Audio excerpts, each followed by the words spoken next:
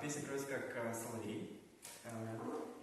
Молодой человек, лирический герой этой песни, слушает музыку вечером, слушает пение соловья и вспоминает, как слушал эту же песню год до этого, и думает, что вот сейчас расцветет, и точно так же незаметно пройдет вся его жизнь.